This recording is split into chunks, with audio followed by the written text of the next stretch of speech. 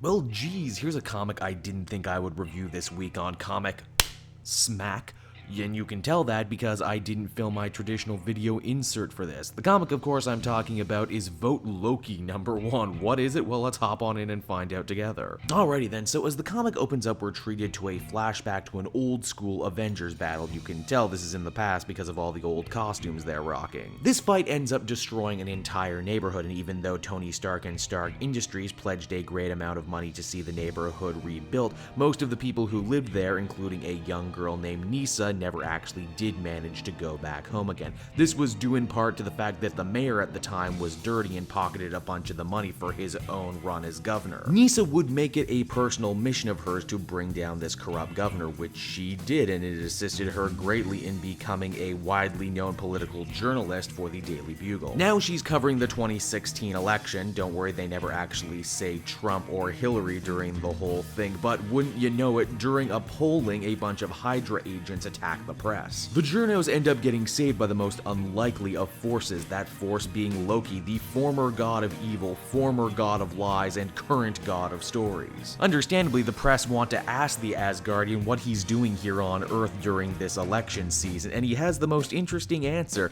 Well, it's the lies, of course. He loves them. Election time means everyone lies to everyone. Loki can respect a good liar, of course, but more than anything, he loves what elections and politics means. And that is, as he puts it, people being told stories. No matter who's running, no matter what platform, no matter what surveys or tests they trot out, at the end of the day, no one actually cares about the facts, but everyone cares about the story, and they'll only ever vote for the story they like. Shockingly, all these clips of Loki end up going absolutely viral on the internet, and before you know it, people around the world are calling for him to run. Why? Well, because as one famous pirate put it, a dishonest man you can always trust to be dishonest, honestly. And I mean, you know, he's a political outsider. I mean, he couldn't be more of an outsider. He's from another dimension, in fact. So much to the point that when he starts doing the talk show circuit, J. Jonah Jameson of the Fact Channel asks him how he could possibly ever think to run for president when he wasn't even born in this dimension. Only, here's the rub, because Loki is constantly reincarnating, this newest form that he reincarnated into was actually born in America before being whisked away to Asgard. Nisa, of course, doesn't trust Loki and thinks he's up to something, yet weirdly, it's her help that Loki wants more than anything. Not that she wants to give it, because as I'm sure you probably put together by now, that fight from the beginning of the comic that destroyed her childhood home, yeah, the Avengers were fighting Loki that day. But wouldn't you know it, Loki is charming and persistent, and he wants Nisa to come on and kind of keep him honest, so she decides to visit his campaign headquarters, where, hey, wouldn't you know it, he's hired his sister Angela to be head of security.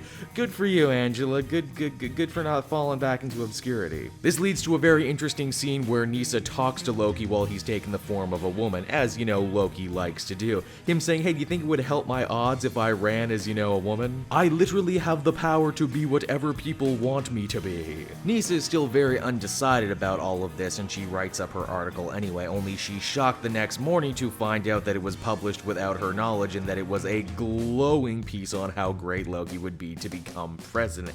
Yeah, that's right. The god of evil, the god of lies, the god of stories didn't actually care about what she was writing, but only cared that she was writing it, and Thor is really pissed about this. Vote Loki #1 is a really interesting kind of book. I quite enjoyed the Agent of Asgard series, but for whatever reason it just couldn't catch on. So how did they choose to come back with a new take on Loki? Well, they turned him into a political satire. Perhaps what I find most surprising about this type of political satire is that it doesn't really pick one side or the other. They don't even name names for the most part. What I'm trying to say is they're more mocking politics and elections in general than they are any one person or party. Also, despite the book being called Vote Loki, the story isn't really about him, it's more about Nisa. Loki actually ends up sort of being the antagonist of the whole thing. Granted, that could change. I know the art's probably going to put a lot of people off right away, but I think it does a good job conveying the satirical nature of the story. You know, it's funny, well, we get plenty of books, especially plenty of Marvel books with, you know, politics as an undercurrent and as subtext. We get very few comic comic books, especially superhero comic books that are,